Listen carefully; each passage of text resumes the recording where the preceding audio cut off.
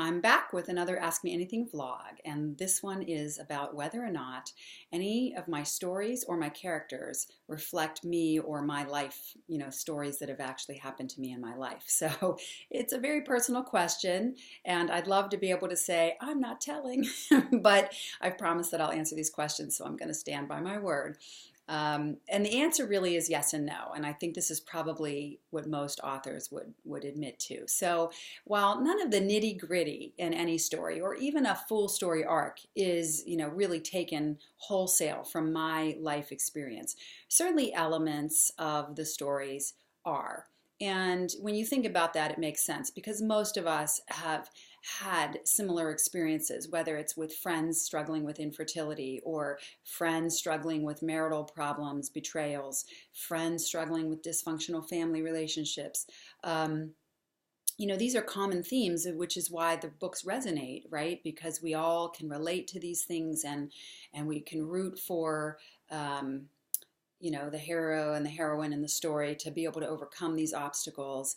And so in that way, yes, the stories are derived from things that I've experienced or experienced tangentially with friends. And to the extent that I'm in the books, I guess you're most likely to find pieces of my personality in my heroes, not my heroines, which I'm not really sure what that says about me. But so, for example, with Levi and in the cards, he's sort of a no-nonsense, figure it out and move on kind of guy. And that is largely my perspective on things. You can ask my kids, unfortunately for them.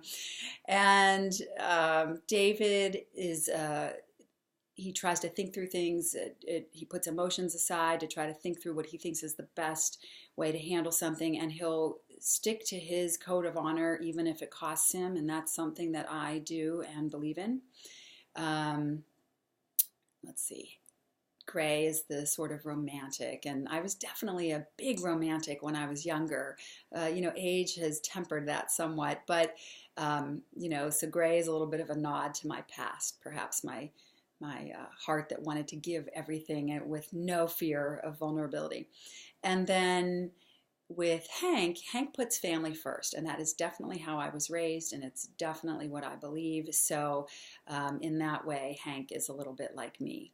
But like I said, there's nothing particular in the stories, any set of dialogue, any set of specific circumstances that are really taken from my life. Thank God, because I think my husband would kill me and it would probably be really boring too. So I try not to be boring, and I try to use the different characters with their opposing viewpoints to present these things in a sort of objective, unbiased way.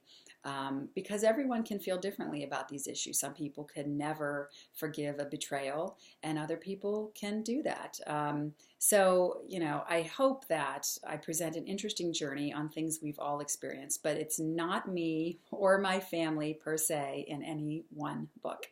So hopefully that answers your question. Keep them coming and have a great weekend. Bye.